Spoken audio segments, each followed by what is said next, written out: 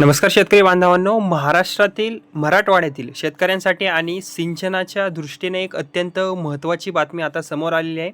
जायकवाडी सिंचन प्रकल्पाच्या टप्पा 2 साठी तब्बल 6,477 कोटी 88 लाख रुपयांच्या आर्थिक तरतुदीला आता राज्य मंत्रिमंडळाने मंजुरी दिलेली आहे. ओके, म्हणजेच की आता मराठवाड्यातील पाण्याचा प्रश्न, शेतीसाठी सिंचनाची उपलब्धता आणि अनेक भागांमध्ये पावसावर असलेले शेतीचे अवलंबित्व लक्षात घेता हा जो निर्णय आहे तो अत्यंत आता महत्त्वाचा मानला जात आहे. ओके, तसेच या निर्णयामुळे जायकवाडी प्रकल्पाच्या दुसऱ्या टप्प्यातील महत्त्वाची जी कामे आहेत ती पुढे नेण्याचा मार्ग जो आहे तो आता पूर्णपणे मोकळा होणार आहे. ओके, तर या निर्णयाचा शेतकऱ्यांना नेमका कसा आणि काय फायदा होणार आहे, कोणते जिल्हे यामुळे लाभणार आहेत आणि प्रकल्पामध्ये या कोणती महत्त्वाची कामे समाविष्ट आहेत हे सविस्तर आपण या व्हिडिओमध्ये समजून घेणार आहोत. त्यामुळे व्हिडिओ तुम्ही शेवटपर्यंत नक्की बघा आणि व्हिडिओला लाईक करायला विसरू नका. ओके, आता जर या संदर्भात आपण पहिली अपडेट जर बघितली, ओके, तर आता सर्वात आधी आपण समजून घेऊया की किती रुपयांची यामध्ये मंजुरी मिळालेली आहे. तर राज्य मंत्रिमंडळाच्या बैठकीमध्ये जायकवाडी प्रकल्प टप्पा 2 साठी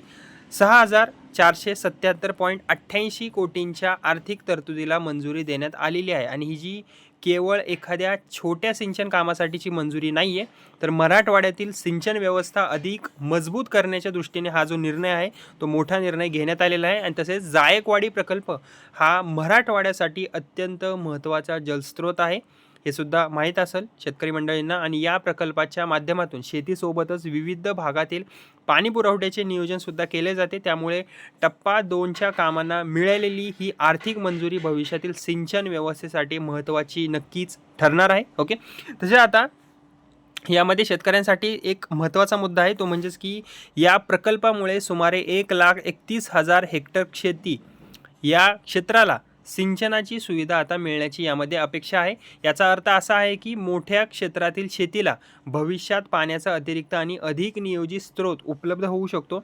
मराठवाड्यातील अनेक भागांमध्ये शेती मोठ्या प्रमाणावर पावसावर अवलंबून आहे.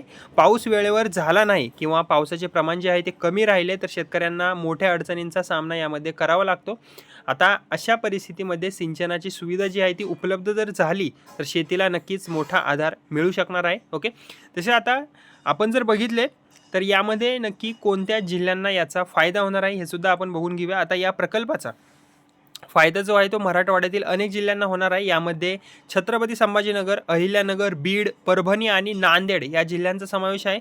म्हणजेच या प्रकल्पाचा प्रभाव एका जिल्ह्यापुरता मर्यादित नसून मराठवाड्यातील मोठ्या भागावर होणार आहे. विशेषतः सिंचनाची कमतरता असलेल्या भागातील शेतकऱ्यांसाठी जो हा प्रकल्प आहे तो दीर्घकालीन दृष्टीने महत्त्वाचा ठरू शकणार आहे. ओके, तसे आता या संदर्भातली जर आपण नंतरची जर अपडेट बघितली तर माजलगाव धरणाबद्दलची ही अपडेट आहे.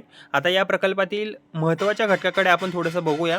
माजलगाव धरण हे जायकवाडी प्रकल्पाच्या टप्पा 2 मधील एक महत्त्वाचे घटक आहे आणि या धरणाची क्षमता जी आहे ती सुमारे 454 दशलक्ष घनमीटर म्हणजेच की 454 MCM असल्याचे सांगितले जाते.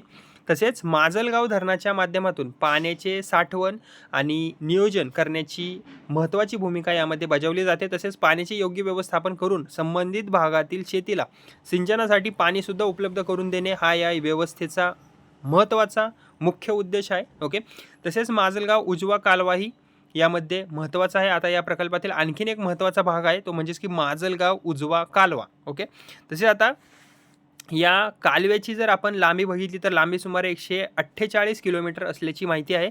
आणि या कालवा व्यवस्थेच्या माध्यमातून सिंचनासाठी पाणी विविध भागांपर्यंत पोहोचवण्याचे यामध्ये नियोजन केलेलं आहे. म्हणजेच की केवळ धरण बांधणे किंवा पाणीसाठा निर्माण करणे पुरेसे नसते. साठवलेले पाणी शेतीच्या भागापर्यंत पोहोचवण्यासाठी किंवा पोहोचण्यासाठी कालवे आणि वितरण व्यवस्था मजबूत असणे अत्यंत आवश्यक असते. आणि याच दृष्टीने माजलगाव उजवा कालवा या प्रकल्पात अत्यंत महत्त्वाची भूमिका हा बजावतो. ओके, आता यामध्ये 6 जलाशयांचा सुद्धा समावेश आहे. ओके, जायकवाडी प्रकल्पाच्या या टप्प्यामध्ये 6 जलाशयांचा समावेश असल्याची सुद्धा माहिती आहे. आणि या जलाशयांमुळे पाण्याचे नियोजन आणि उपलब्धतेनुसार वितरण करण्यास सुद्धा मदत होऊ शकते. विशेषतः पावसाळ्यात उपलब्ध होणारे पाणी जे आहे ते योग्य पद्धतीने साठवणे आणि त्याचा पुढील काळात सिंचनासाठी वापर करणे हा जलसंधारण आणि सिंचन व्यवस्थेचा महत्त्वाचा भाग आहे. त्यामुळे या संपूर्ण प्रकल्पाकडे केवळ एका धरणाच्या किंवा एका कालव्याच्या स्वरूपात न पाहता मोठ्या सिंचन व्यवस्थेचा भाग म्हणून पाहणे सुद्धा आता महत्त्वाचे ठरणार आहे. ओके, आता शेतकऱ्यांना याचा प्रत्यक्ष फायदा नक्की कसा होणार आहे हा सुद्धा एक प्रश्न आहे. ओके, आता या प्रश्नाचं जर उत्तर द्यायचं झालं तर या प्रकल्पाचा शेतकऱ्यांना प्रत्यक्ष फायदा काय, तर पहिला फायदा म्हणजेच की सिंचनाखालील क्षेत्र वाढण्याची आता यामध्ये शक्यता असणार आहे. सिंचनासाठी पाणी उपलब्ध झाल्यास शेतकऱ्यांचे पावसावरील अवलंबित्व काही प्रमाणात कमी होऊ शकते. दुसरा फायदा म्हणजेच की पिकांचे नियोजन अधिक चांगल्या पद्धतीने करता येणे.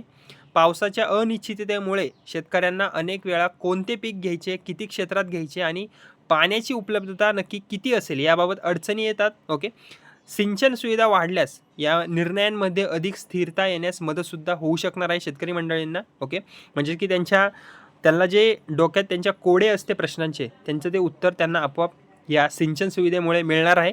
आणि तिसरा महत्त्वाचा फायदा म्हणजेच की रब्बी हंगामातील शेतीला आधार मिळण्याची यामध्ये शक्यता आहे. केवळ खरीप हंगामातील पावसावर अवलंबून न राहता उपलब्ध सिंचनाच्या आधारावर पुढील हंगामातील शेतीचे नियोजन जे आहे ते करता येऊ शकणार आहे शेतकरी मंडळींना. आता मराठवाड्यासाठी हा जो निर्णय आहे तो महत्त्वाचा नक्की का आहे, तर मराठवाड्यात पाण्याची उपलब्धता हा अनेक वर्षांपासून अत्यंत महत्त्वाचा प्रश्न आहे, जसं की माहितीच असेल शेतकरी मंडळींना मराठवाड्यामधल्या.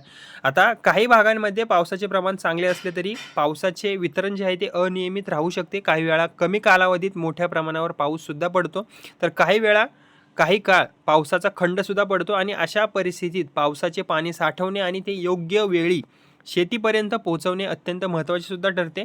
जायकवाडी प्रकल्पाने त्याच्या कालवा व्यवस्थेचा उद्देश याच मोठ्या जलव्यवस्थापनाशी जोडलेला आहे.